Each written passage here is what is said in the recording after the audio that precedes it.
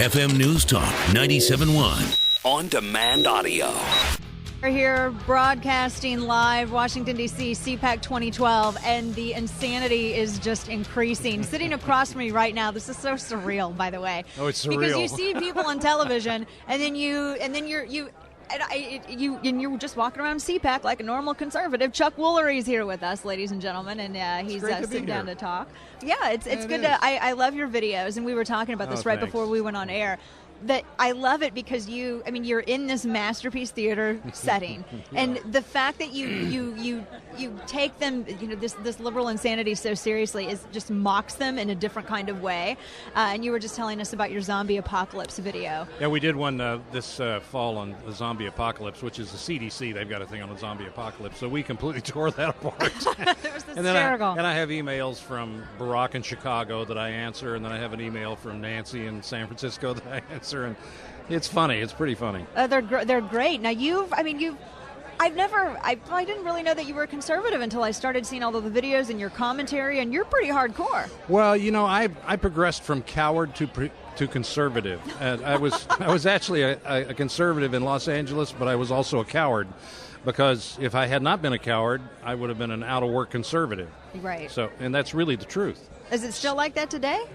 Oh, it's probably worse today. Is it worse today? Yeah. Wow. Well, we've become even more and more polarized now. Right. So, yeah, it's I'm not there. I live in Texas now, but it's probably worse. And if you have any ideas about you like the Republican Party or you're a conservative, you're the enemy. And the problem with conservatives, I think, is that they don't view the progressive liberals as the enemy, and they really are. Right.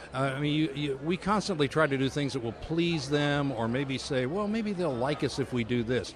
They're not going to like you no matter what you do. No, not. So you might as well stand for what you believe in and get it over with, because you're on the right page. I believe, anyway. I am a staunch conservative. I had a four-way bypass back in 15 years ago, and I didn't know this. And I woke up in ICU, and everybody was laughing, the nurse, the doctor, everybody. And I mumbled through the tubes I had. I said, what's so funny? And they said, well, we were ready to cut on you. You had the anesthetic, and you sat straight up on the table and said, if I die, I'm the only conservative in Southern California. Somebody has to vote for Bob Dole. And then I laid back down. Oh! I had no idea I'd done it. Of course, Bob Dole wasn't that conservative, but he was conservative enough for me. So, with that in mind, apparently, it was very sad that the last thought on my mind before surgery was Bob Dole, which was kind of sick. But it goes back that far. That says so much. Bless your heart. You had your priorities, and you were thinking, who's going to run the country? What's going to happen? That's right. If I'm gone, what's going to happen? Oh, my. Well, and now going from Bob Dole to what we have now, this is... And granted, this is my third presidential, coming up on my general that I can participate in and vote in and all of that. But it just seems, I tell you, it seems to me more polarizing, more contentious than any other primary I've ever seen. I think the problem is, I'm here for one reason, and that is I've started a group now. Because of these videos, I had no idea they were going to go viral and be as effective as they were. And it's fun for me because we're having fun doing it. And you can tell, and that's what makes them so fantastic. I don't make any money doing it. I do it on my own. The production company, we don't make any money on that stuff. We just did it because we thought it was fun. And all of a sudden, we started getting a response. We thought, maybe there's something that we can do. It's an old problem, but maybe we can solve it because we have such a new look and fresh face and new kind of take on everything.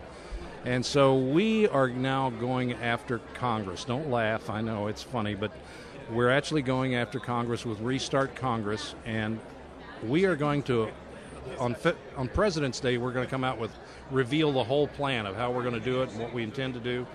But we intend to re-elect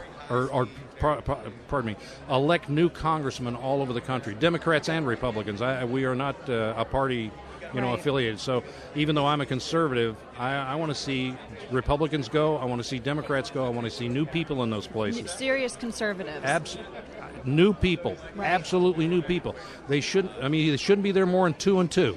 2 years, 2 terms, goodbye. They're gone. So it's really funny. People, what does Congress have, a 9% approval rating? I think it's even lower than that. Okay, let's say say 7. Okay, let's say it's 7. All right, so it's 7, and we keep re-electing these thieves, pardon the expression, and not all of them are that way, but they're characterized by the majority, and the majority are thieves. Right. So we keep re-electing these thieves, believing that we're going to have a different outcome.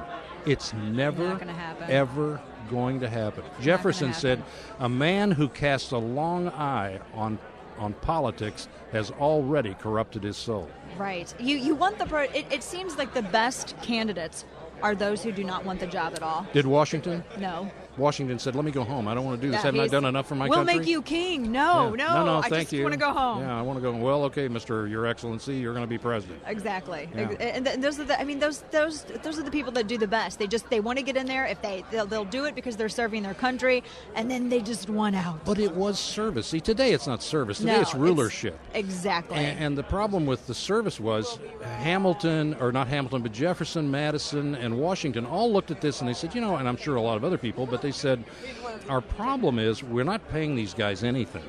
They're taking 2 years out of their lives to represent their districts. How are we going to get them to do it?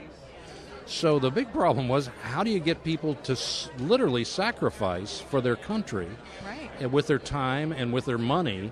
And now it's gotten to the point where we're sacrificing our time and our money for these guys who go in there and do nothing more than want to take our money and grow the government. So my whole theory is, this is my equation: more money, bigger government; less money, smaller government. I want less money, smaller government. Forget who pays taxes and and all this kind of stuff. Just less money to them. Exactly. Now, you're speaking at CPAC. Are you speaking today or tomorrow? Actually, I'm not speaking. I'm on a panel of some really brilliant people about has Hollywood embraced American exceptionalism? Ooh. Yeah. No. And there it is. So, yeah, unfortunately, it's an hour, and my only answer is no. No? I know that there are a lot of, like Andrew Breitbart, a mutual friend of ours. He's in Los Angeles, and he's been working to try to encourage other conservatives to come out, as you have been as well. It's very hard. Yeah. It's very hard. People are just you don't want retribution, and that's the place where, forget about the candidates, forget about the policies and everything. That's the epicenter. That's where politics is just all downstream from pop culture, and conservatives gave that up, and now we're fighting to get back in. Those who are in are fighting. I don't to change think we from ever within. gave that up. You don't think we did? No. I don't think it was ever ours. I mean, a lot of people use the 50s as a benchmark, the McCarthy era, when McCarthy came down hard on the directors and the communists and all this kind of stuff. And so, I don't think that we ever gave that up. I don't think in the artistic community and in the journalistic community, sorry, because I know you're part of that, but by and large, people are very, very liberal, and they have very socialist ideas. And when they have a platform like that to spread those ideas, they'll bring an awful lot of fish along with them when they cast that net.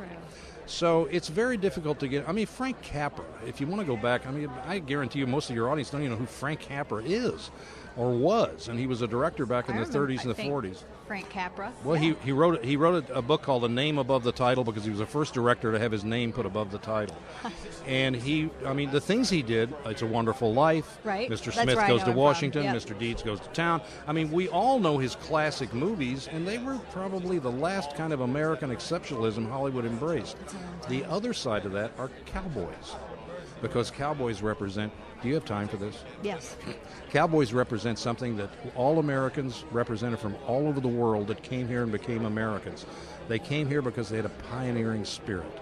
Cowboys have a pioneering spirit. That's American exceptionalism.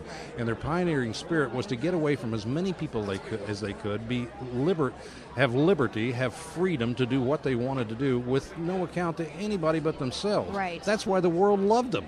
That's why I still do. I miss those movies. I remember watching those growing up, and now you look at what we have cinematically, all of the offerings, and it's disappointing, because all of our films, back then when we were all a lot younger, all of those films made people want to be Americans. Right. Now it seems as though the whole plot revolves around how bad America is. Well, it's not only that; it's taken away the value of the family.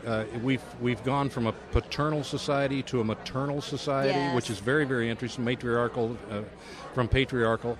If you go back to Norman Lear, who was like American Progressive, is that what it is? That's the Soros company. Yeah. That's the 70s with All in the Family. if you need to take a break, please go ahead. I'll allow you that time, and we'll be back in 2 and 2. Look at that! I love it, Chuck Woolery, ladies and gentlemen. Chuck, what's your website? RestartCongress.org. RestartCongress.org. I was almost going to tell everyone .com. It was a really just a pleasure talking to you here because I'm a huge fan of yours. So this was great. Thank you so much. Thank you so much. Thank you.